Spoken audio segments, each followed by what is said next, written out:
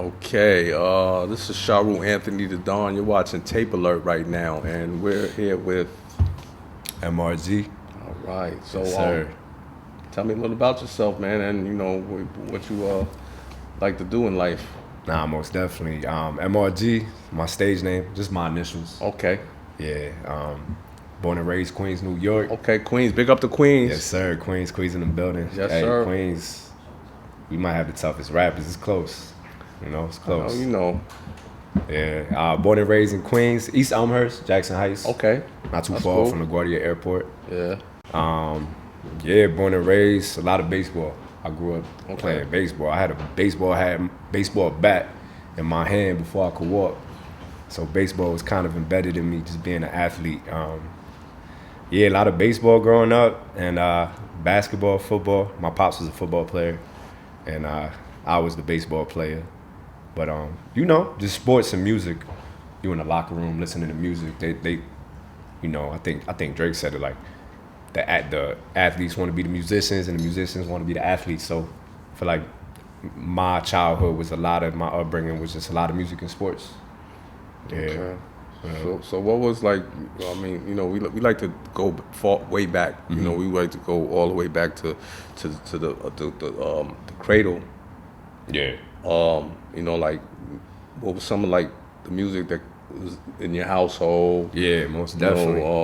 When you first left the porch, Yeah. what was some of the music you started listening to Nah, then? Things definitely. of that nature. My pops was born and raised in DR. He Okay. came over here, I think at 13, 14. All right. And went to Washington Heights, like where most Dominicans Okay. go. I'll It's pick up like- Washington Heights. Yeah, You already uptown, know, uptown. man. Uptown All in the my- house. All my Yeah. tias and tios out Okay. there. All right.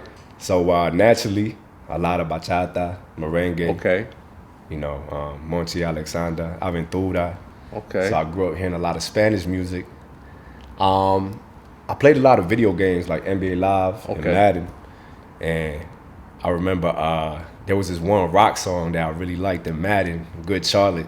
And that was the only time I really heard rock. But I say that to say I listen to a lot of music. I always think of music as food. Like, Spanish food is one of my favorites. But just because I rock with Spanish food don't mean I'm not going to try the Chinese food, the Indian food. So I feel like from a young age, I was like, cool. I'm not going to judge music on a genre. If I like the song, I like the song. It don't matter what genre it got to be. Obviously, growing up in Queens, aside from the Spanish music and the music I heard in video games, 50 Cent, man, Get Rich or Die Trying was like my introduction to hip hop. And Okay.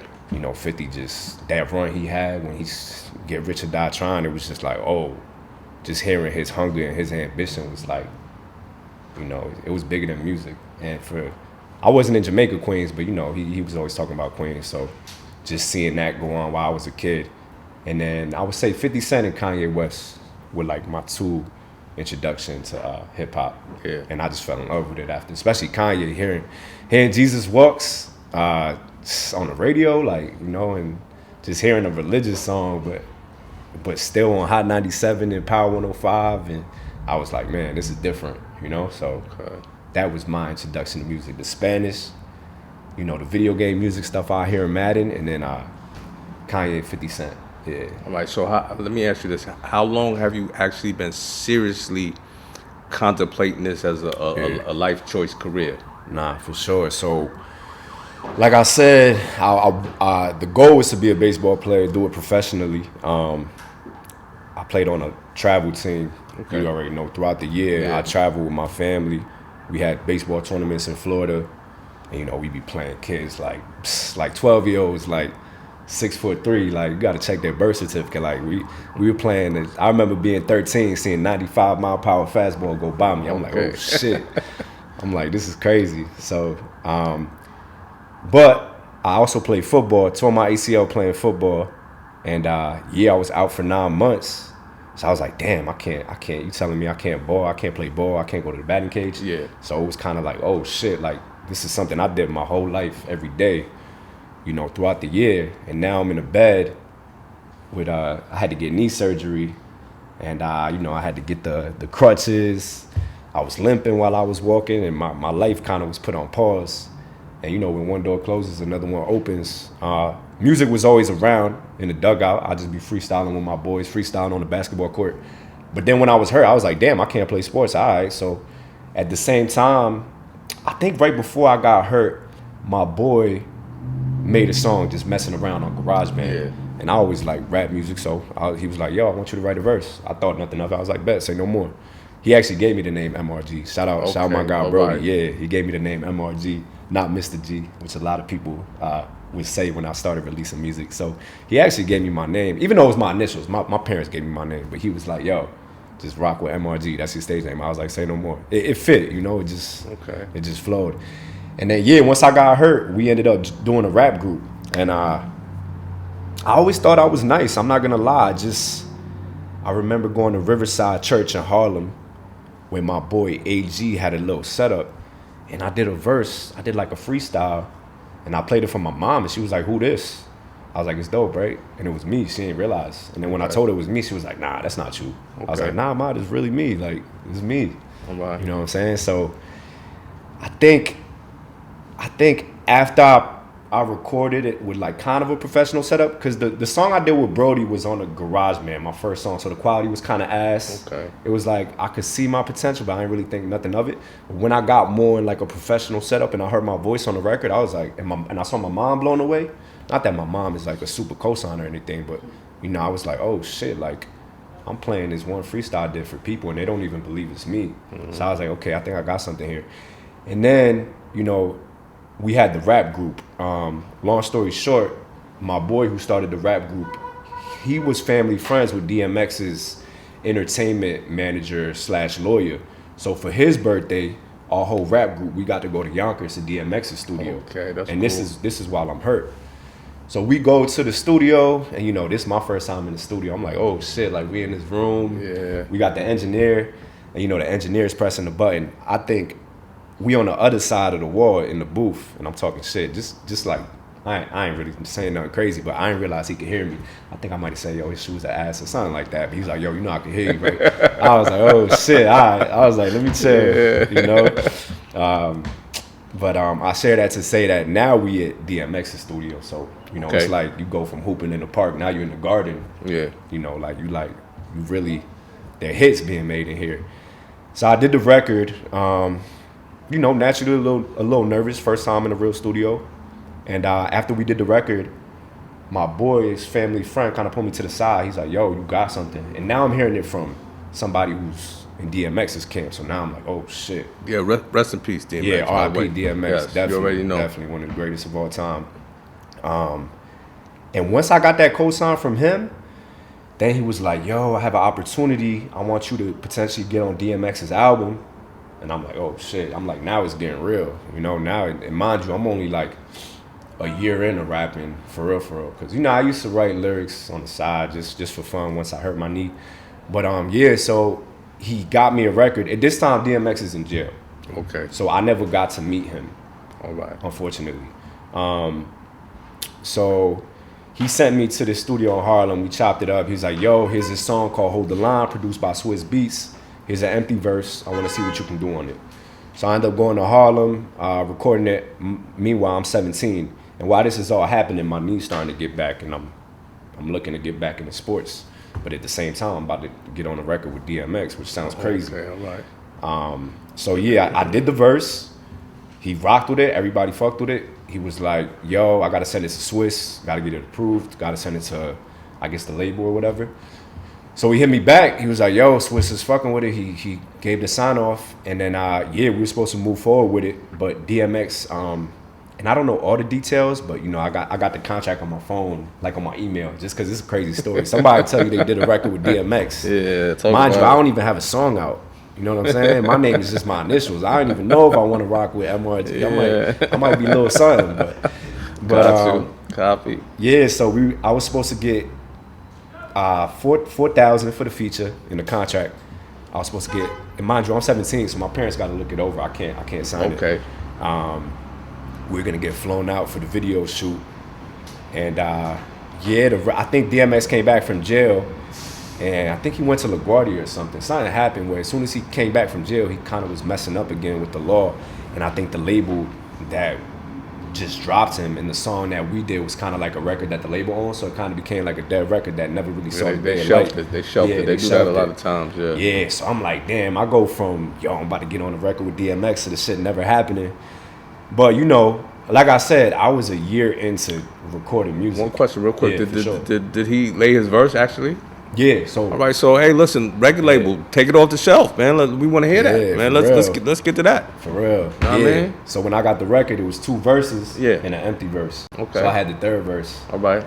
Yeah, and it's crazy because the DMX verse, you know, 7 years later, I see him, you know, and I don't know if this is snitching, but I see him doing a freestyle on the So Brooklyn challenge. Okay. So everybody thinks it's something new. I'm like, bro, he just spat the verse from 10 years ago that I was on. Okay. I'm like, oh shit. Yeah. I'm like, he did the same energy, same everything. Like X was just, his energy could never he was phenomenal, definitely. Yeah, he just had, there'll never be another DMX. But yeah, so he doing the freestyle, and I'm like, bro, he's singing the verse. I was like, it was just crazy to like see it 10 years later and to see him do it live over the beat. Yeah. And I'm like, while he's doing it, I'm rapping the lyrics because it's the song I'm on. So yeah, that was crazy. Yeah, so I share that to say that like it was a hell of a cosign. It was like, man, I was about to be on the record with DMX. But you know, at the same time, I'm glad it didn't happen because I was just a kid who was nice at writing lyrics. I didn't know how to make a song. I didn't have no discography out. I just wasn't ready. I ain't had my 10,000 hours in. You know what I'm saying? Like, things just happened a certain way. I guess it was the universe telling me like, yo, you could do this. So from that moment on, I was like, yo, I can do this. Like, this is something, you know, because you asked me when was the moment you wanted to do this for a living. At that moment, I was like, yeah. That's when you really realized. That's when I was like, that's when you said, I'm gonna put all my energy into this situation. Absolutely. Okay. Let me ask you this. How does your flow kind of stand out from, you know, other artists that's in the game right now? I think I'm proud of my Latin roots. I like to jump sometimes, do a little Spanglish. Okay. I feel like I do the melodic stuff, but I started making rap just based off lyrics. So I used to be on some boom bap shit. But then I heard all the melodies, you know, and I realized too, looking back, I was like, damn, when I was listening to like bachata and merengue in the crib, that was all melodies. So melodies were always in my life, whether it be the Spanish music. Because at the end of the day, music is how does it sound? You know what I'm saying? Like, we could throw on some Chinese shit. We might not know what they're saying, but we'd be like, yo, this shit bumping. You know, the beat is hot and the melody. It's universal. Yeah. You know, so it's like a universal language, you know what I mean? And everybody will bop their head to it if it's something that they're into. But, exactly. You know what I mean? If it's not, then, you know, it is what it is. Exactly. But the lyrics were always important because, you know, I grew up listening to, like, important lyrics, you know, Nas with the just metaphors and everything. So when I started rapping, I didn't know how to incorporate the melodies. I was just straight on some, like, I'm trying to say the illest, most clever shit. So now I feel like my sound is like, not only can I sonically do the melodies, but I'm coming with the lyrics that the boom bap rappers might have done. Because, you know, some people hear melodies and they're like, I don't want to listen to this, because they assume because they're going to hear a melody, they think the artist's going to be talking some bullshit, which is usually the case, to be fair. Usually you hear a melody, it's like, he's saying some bullshit. But when I get on the melody, I like to still talk the shit I was talking back when I was rapping with DMX, just in a melodic format. So I think that's my sound. I got the best of both worlds mixed with like the little Latin shit, and you know, I'm still evolving in terms of my sound, and I want to do different genres. I want to do a dembow record. I want to do a bachata record. So, you know, I think being versatile too, for sure. That's cool. Yeah. Have you featured with a lot of artists since DMX or anybody? Nah, I don't think. I've done features on my last project. I had a lot of artists on my album, but in terms of like doing features, honestly, after the DMX situation, I ended up going to college and, you know, getting my education. So even though I knew I wanted to do music for a living, I still had to get my degree. And so what did you major in, if I might ask? For sure. I was School of Business. Okay. Management Information Systems. It was basically like business mixed with IT, but keep it G, I ain't really.